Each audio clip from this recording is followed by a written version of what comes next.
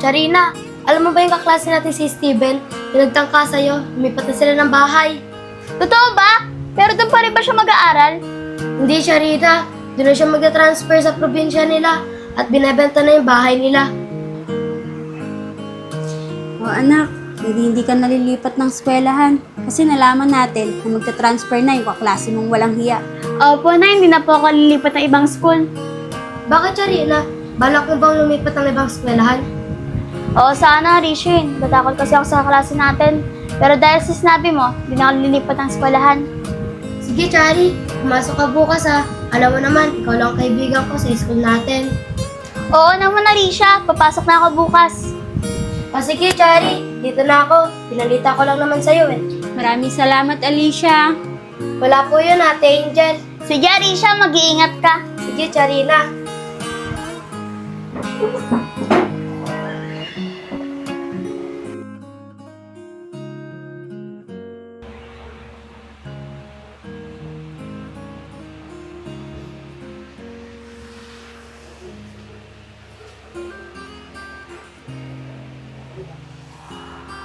Sawa ko. Tagal-tagal na rin tayong walang bebe tayo. Baka naman, no? Sige na. Pagbigyan mo naman ako. Natatakot kasi ako eh. Aba! Kung kailan dalawa na anak natin, tsaka ka nagkakaganyan? Virgin yan? O sige na nga, dahil asawa naman kita, pagbibigyan kita. Talaga ba asawa ko? Yun naman pala eh. O sige, asawa ko ah. Ready ka na ba? Sige, Sedi, ready na ako. O sige, asawa ko. Ready na rin ako. Paring Sedi. Paring Sedi. Grabe naman to. Scanning. Wait lang, asawa ko ah. Titignan ko lang kung sino yun.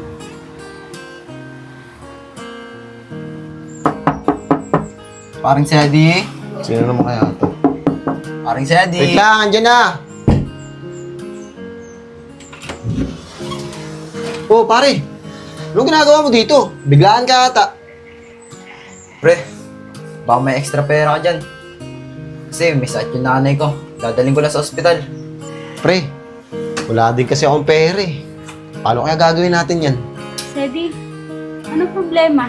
Narinig ko kasi yung sinabi ni Negro, masakit daw yung nanay niya. Oo, asawa ko. May sakit yung nanay ni Negro. Nanghiram siyang pera sa atin eh. Kaso, saan naman tayo kukuha papahiram sa kanya? Negro, magkano ba kailangan mong pera? Oh, asawa ko. Wala naman tayong pera, di ba? Pampahiram kay Negro. Huwag kang mag-alala, meron pa naman ako natatabing pera eh. Mare Angel, 5,000 lang sana eh. Pero pangako ko naman, babalik ko yun pag sumahod na kami ni pare. O sige Negro, sandali lang, kunin ko lang yung pera. Asawa ko. Buti may pera ka. Eh, di ba wala nga tayong pera? Di ba nga Sedi, yung nakaraang araw, malaki yung sinahod mo. Nagtabi ako ng 5,000 para kung sakaling magkasakit yung mga anak natin, huwag naman sana, may makukuha tayong pera. Ah, ganun ba asawa ko? Sa bagay, mahirap kasi maghanap ng pera eh. Tapos wala kang malalapitan. Tsaka, sigurado naman ako na ibabalik agad ni Negro yun sa sahod namin. O sige Sedi.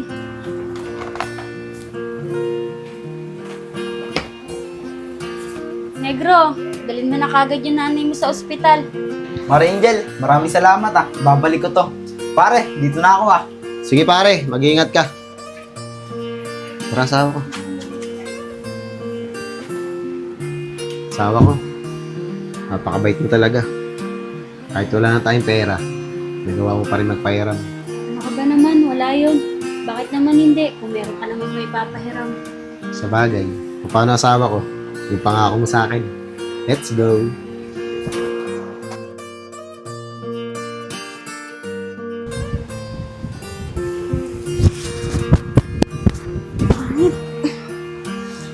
Sedi, baka pwedeng lumabas tayo saglit. Sobrang init kasi ng singaw ng electric pan eh. Kaya nga eh. Pati nga rin ako, naiinitan eh. Sige, bibihis lang ako. Sige, tara.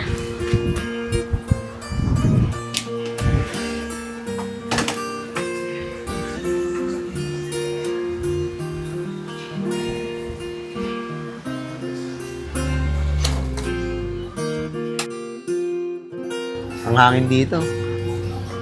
Kaya nga eh. Asawa ko. May fishbowl dun, oh. Tara, fishbowl muna tayo. Fishball? O sige, tara. Fishbowl nga, kuya, 20 pesos.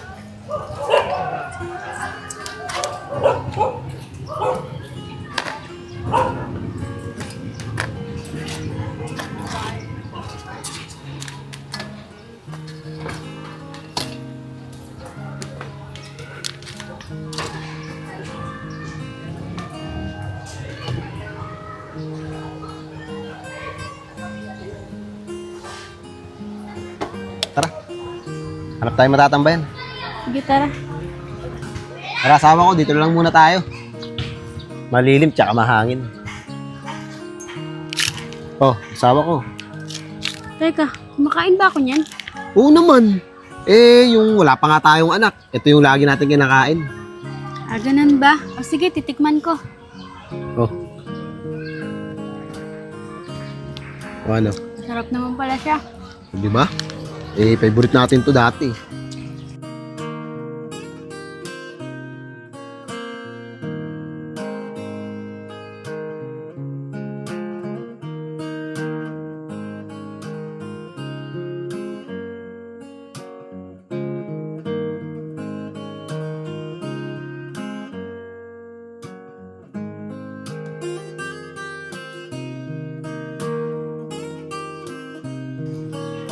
Wait lang, asawa ko ah. Bibili ako ng may inom natin. Sige, Sedi, antayin na lang kita dito. Sige. Kim, mukhang na-enjoy mo na yung binigay ko sa yung buhay ah. Oo, kuya. Unti-unti ko nang na-enjoy yung buhay na binigay mo sa akin. Tsaka masaya ako kapag kasama ko sila. Nakikita ko naman na masaya ka sa kanila. Pero tandaan mo, Kim, meron ka na lang 8 araw para mabuhay sa katawan ni Mrs. Angel Bangolan.